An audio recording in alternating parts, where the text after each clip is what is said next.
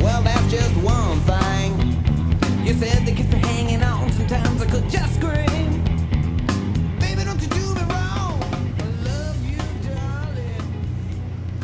Hey everyone, welcome back to The Lookout. Today's 15th of August, and Gifford Fire's pretty well wrapped up. Amazing amount of work got done down there, and it looks pretty done.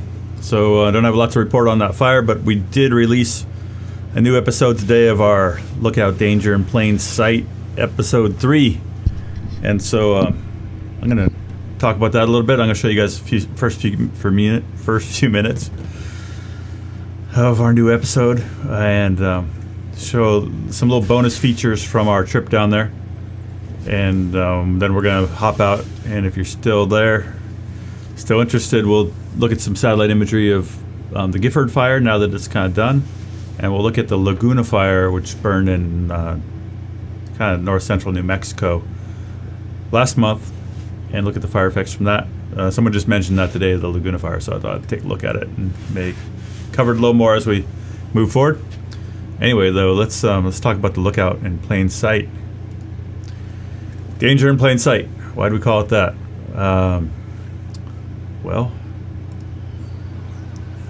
some pretty gnarly fire hazard. Got the lookout hat. I got the First aid kit. Okay. All right, y'all. Let's do it. Our vacation rental faces wildfire threats from nearly every direction. To get a perspective on how fire might move up from below, we're going to ride our bikes down to an overlook just down a hill that looks over Hollywood Reservoir.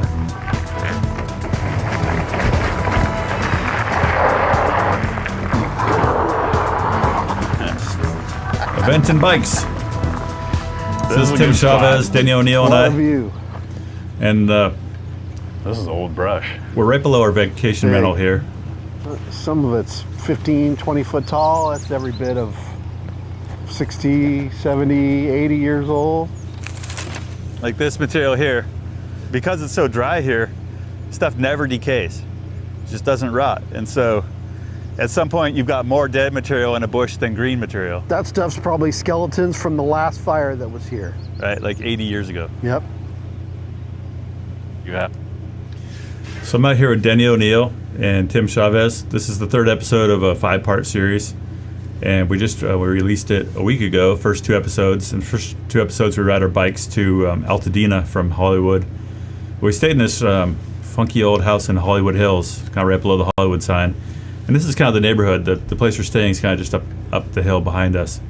But we're looking out here, and so in this episode, we ride down here and we look at this neighborhood and we talk about kind of learning to read the landscape for fire hazard. This is kind of like what the neighborhood looks like that's right below us.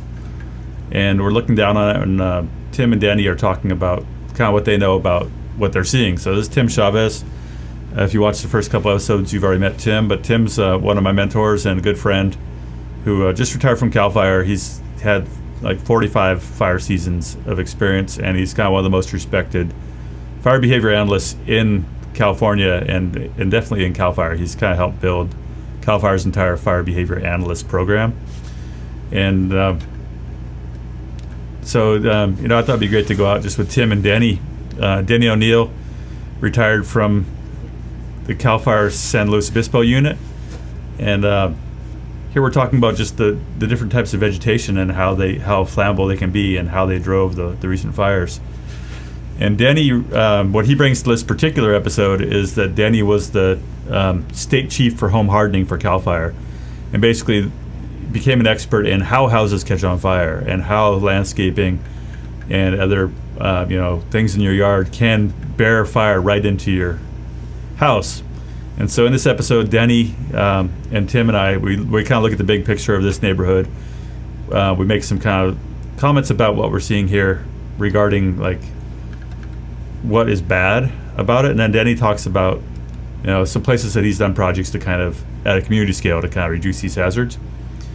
And then the real meat of this episode is we go up to our vacation rental, and our vacation rental was kind of right below the Hollywood sign, and it's this old funky house, and we picked it because it had when I looked on VRBO, I just went through all the houses I could find, and I looked for one that had a lot of vegetation that was like right up against the house. And this one, just in the photos, in the old photos, actually had like a shake roof, and you've got like this juniper up against it, and so it's got a real high fire hazard. And the owners, to our delight, were willing to entertain an assessment. So we brought in some experts. We brought in Tim and Danny, but we also brought in this company called Fireside.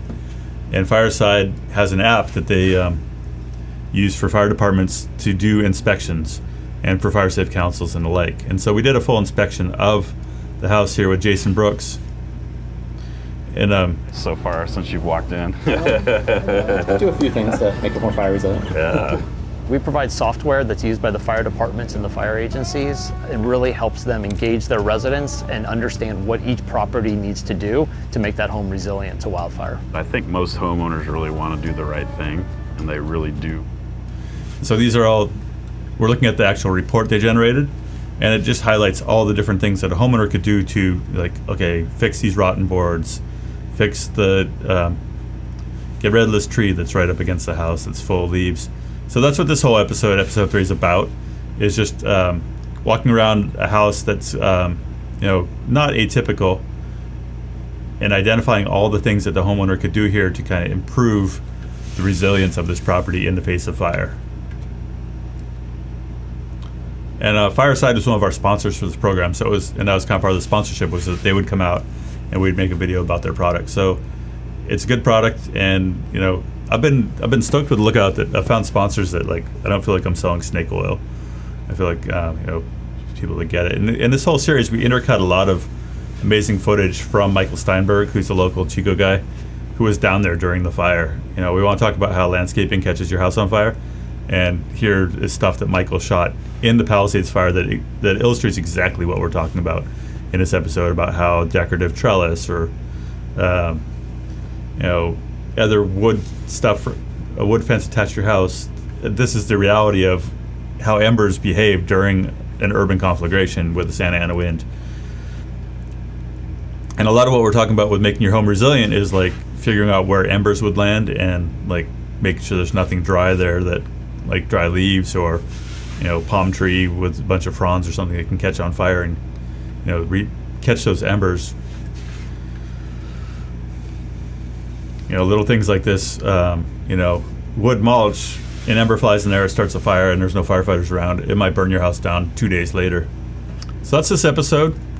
Really excited that to have it fresh, and check it out. It's on this channel, and if you're gonna watch it, I recommend watching episodes 1 and 2 before that, because you'll get to know Danny and Tim. This is the homeowner, is Jason from Fireside.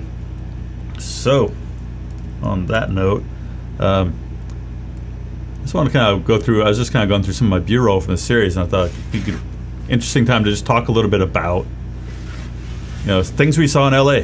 We went to LA to look at it. I don't know LA very well at all, and we wanted to better understand how did the Palisades fire crank from the coast down to the ocean through the neighborhoods.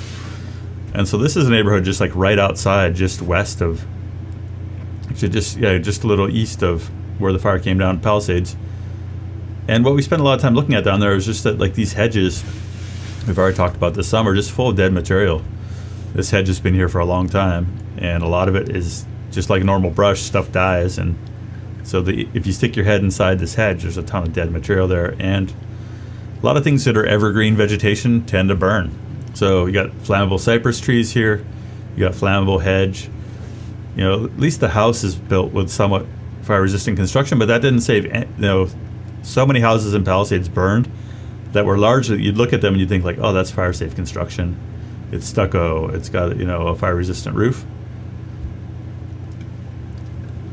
You got all this rosemary in this person's yard here. Like, everything here is like rosemary and lavender. This is all highly flammable. Eucalyptus tree. Flammable hedge right up a house. Like, if the fire had just been half a mile farther south, this whole neighborhood would be gone. And that's kind of why we call this episode, this whole special, danger in plain sight. Is just like you look at this stuff, most people just see pretty landscaping. Fire people see deadly fire hazard and a future of ruin. So that's what we're trying to do with this whole series, is help people who have never thought of things that way. We don't want to ruin everyone's life by telling them the truth, but that's kind of what we're doing. It's just, we're spreading the bad news. We didn't go down there to make a hopeful story. And I mean, if you've seen this kind of stuff one time, you've seen it all. But this is kind of Pacific Palisades. This is what happens when, and you can see here that like there was all this crepe myrtle and other stuff that you wouldn't think of being hazardous, but this whole neighborhood, looked like what we were just looking like before. One of the interesting things about this particular transect is going to Altadena. 2 days before Altadena, there's no roadblocks, no cops. You could just ride in. We could have just like pulled in there with a U-Haul and looted, anything we wanted because there was no police presence. Versus getting into Pacific Palisades where lots of rich people live. Altadena's working class. Getting into Pacific Palisades, there was like National Guard and Army people with M16s manning roadblocks everywhere and hundreds of cops. And so that was striking just to see the contrast between the kind of not rich neighborhood and the rich neighborhood, like lockdown versus walk right in.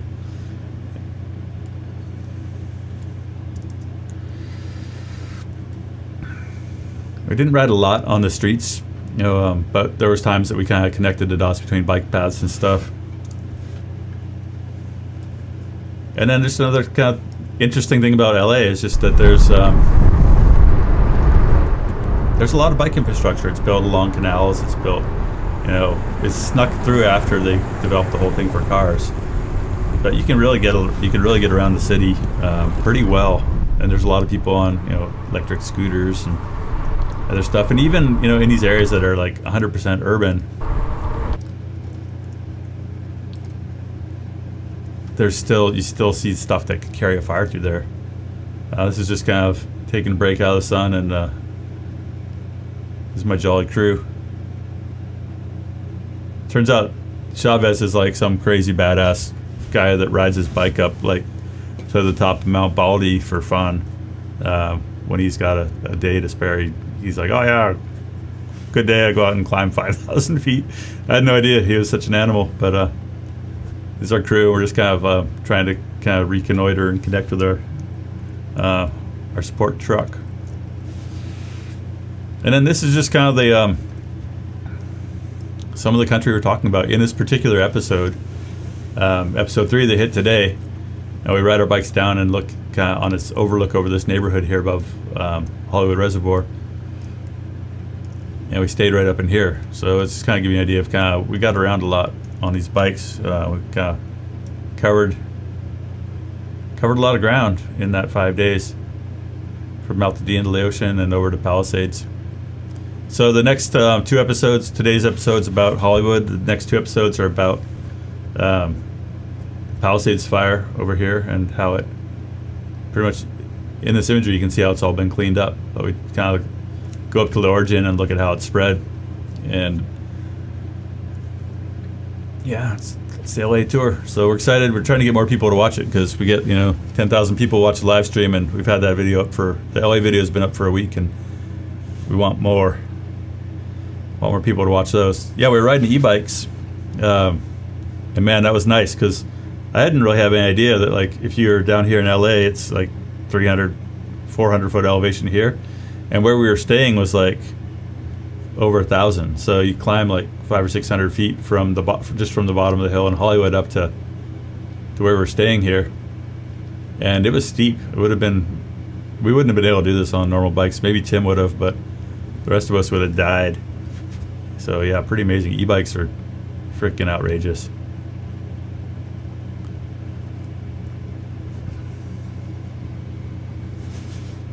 All right, so we'll transition here. We're going to talk a little bit about look at some satellite imagery. Someone was making fun of me the other day because they say that I'm always like sucking on an empty water bottle. I don't know how they noticed that, but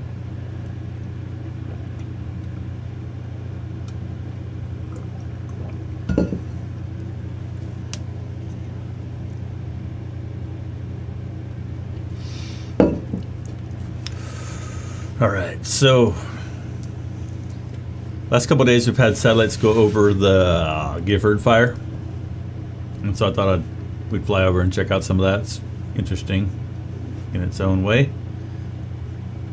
We have to find it though. Gifford.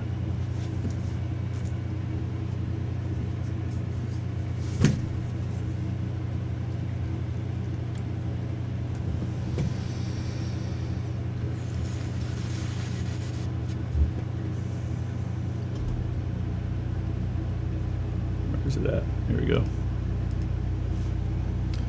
All right. Here's a satellite imagery that was shot today of the Gifford fire. And this is kind of accentuated to show vegetation loss. So all the kind of brown, tan areas in the middle of the fire here are just kind of black, like black sticks and burnt brush. And where you see bluish, that's like there's still vegetation there. And so this is a big fire, right? It's 136,000 acres or something. And another thing is striking kind of just on this kind of just like, hey, first look at the landscape after the fire. One thing that shows up really well is the amount of dozer line that got built. And this fire, burned for a while, so they had a lot of time to push. And you see that basically the fire like burned out. A lot of times what happens on big fires is they burn out to where we can get to them. So the Dixie Fire burned out to roads like Highway 36, Highway 21, Highway 44 in some places. You can't really like fight a big massive fire in the backcountry like with hand crews at this scale without bulldozers, and like there's limited opportunities to fight fires without access. So in this case, Gifford, it was in the Garcia Wilderness. And they pretty much had to wait for it to come out. And in the meantime, while they're waiting for it to come out of the wilderness, here's the wilderness. They pushed everywhere they could. And they got permission and pushed a bit in the wilderness too. And then they did their firing operations off of that. So what we got with Gifford was kind of interesting is there's also some satellite imagery here. Let's see if I can find it.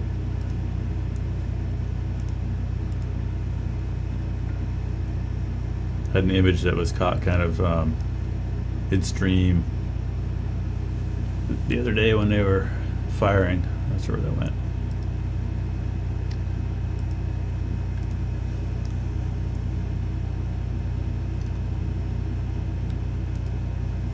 Well, anyway, so yeah, the big firing operation, basically they prepped all these dozer lines around the edge of the fire, kind of outside the wilderness, and they started lighting off of them. And I think I can find that image. 813, there we go.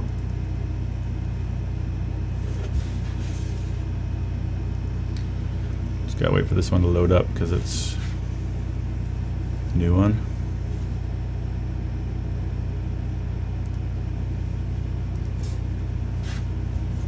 Yeah, so here's an image that was captured 2 days ago. Kind of in the middle of the day the fire made its enormous run. You can see that the night before, on the 12th, they started firing off these dozer lines out here.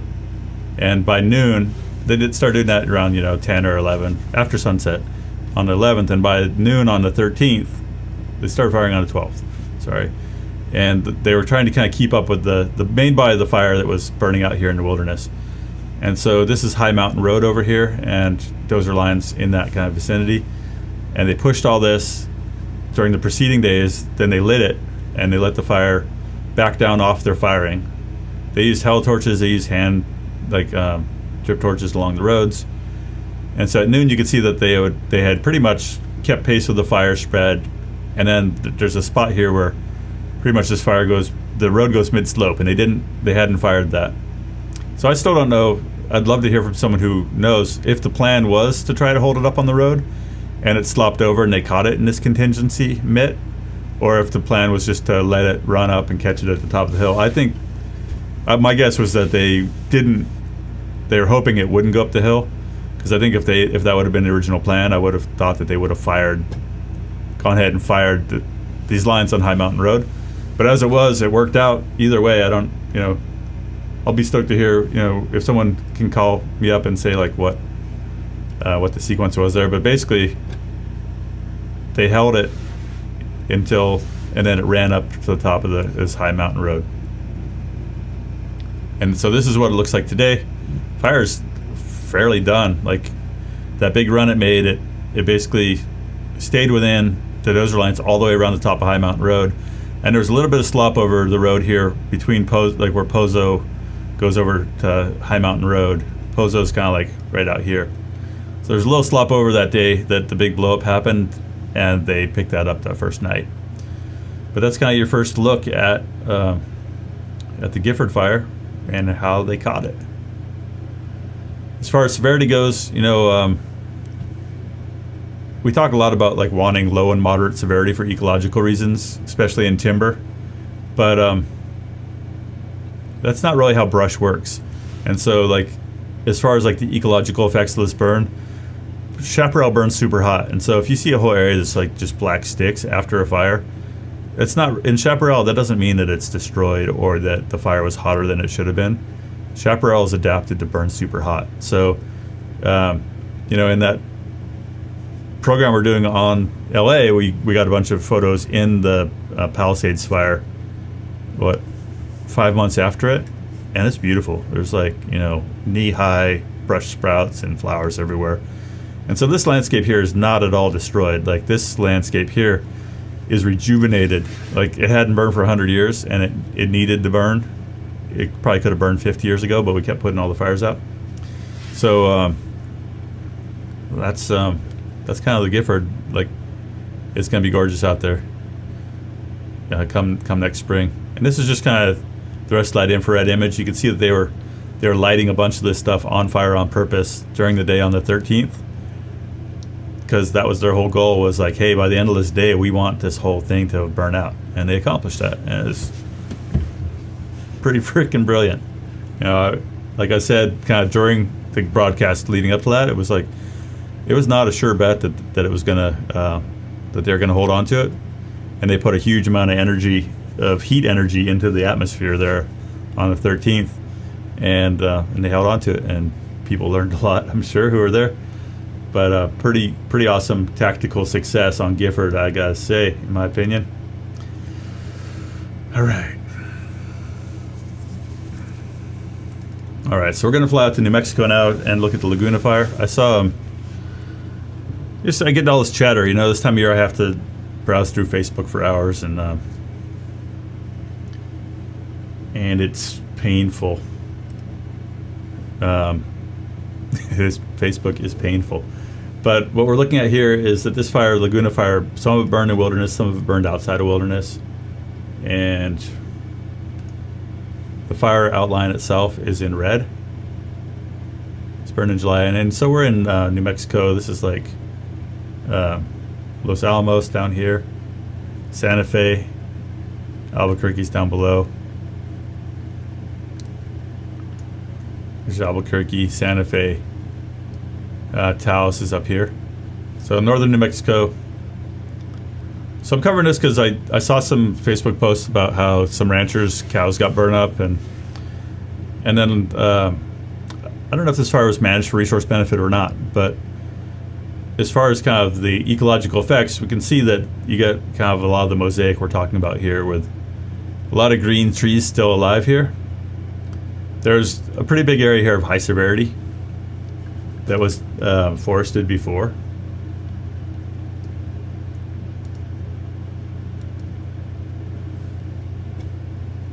And we're at like 8,000 feet elevation. So like we have a lot of forests in the Southwest that grow at high elevation. So I'm going to follow up on this a little, just because we've got this big ongoing kind of conversation going about managing fires for benefit. I don't know exactly what happened here, but we also want to talk a bit about the effects you get. So when you hear that there's a fire that has burned 30,000 acres in New Mexico, or this one they spent said they'd spent 11 million on this for 17,000 acres. So we want to just kind of keep revisiting this topic of ecological effects of large fires. Sometimes, you get a big patch of high severity. Doesn't always mean it's bad, like we just saw in Gifford. When you see all that red on the map, you kind of have to know what is supposed to happen there. If this was all, high elevation lodgepole somewhere and it burned hot like that, you'd be like, well, it's a high elevation, infrequent fire regime. But we have to kind of tune our eyeballs to that stuff so we can be like, well, it's not bad if a big stand of lodgepole in Yellowstone burns to a crisp, but we don't want that to happen in Ponderosa Pine around Susanville because they're supposed to have low severity fire. So we're just kind of introducing Laguna here because I don't have much to say about it other than that I heard there's some kind of political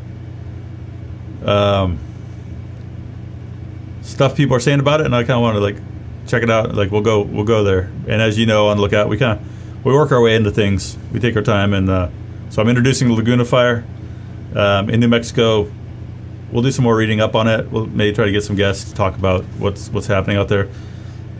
Each region of the country has different kind of approaches to how they deal with fire. They got history. Last a couple years ago, Calf Canyon fire burned out here, and Hermit's Peak, and was a really bad deal, and then followed up by bad mudslides, and so each place has got its issues and history and politics and everything else. If you want to learn more about, say, the Hermit's Peak fire, you can go back and check out what we reported on that. We reported extensively on that fire a couple years ago. I said I heard a bunch of cows got burned up.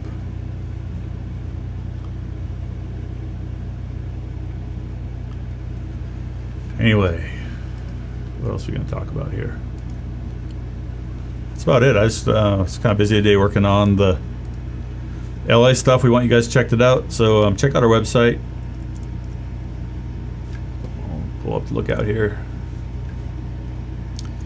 We got a little feature on this episode of Danger in Plain Sight on the lookout. If you just go to lookout.org, it's the top article, and you can watch it there, and then you can read we've got a kind of summary of key stuff there, and then there's a link in there if you want to look at all the videos on the lookout. You can go to the Danger in Plain Sight page, which is it's in our main navigation at the top right now. And they build on each other, so we recommend you watch them in sequence. And Angels share, where did the cows get burned up? In New Mexico in July. So we're just looking at the fire there. Laguna Fire was the question, where did the cows get burned up? All right, anyway, that's what we're up to. And I want to thank our sponsors. I'll just play their video again, and then trying to catch up on other stuff like sleeping.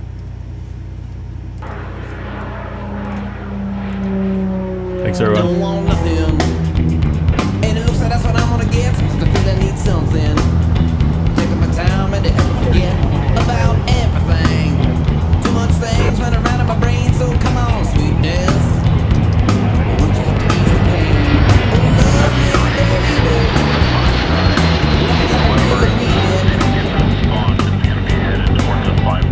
Excuse me, mama.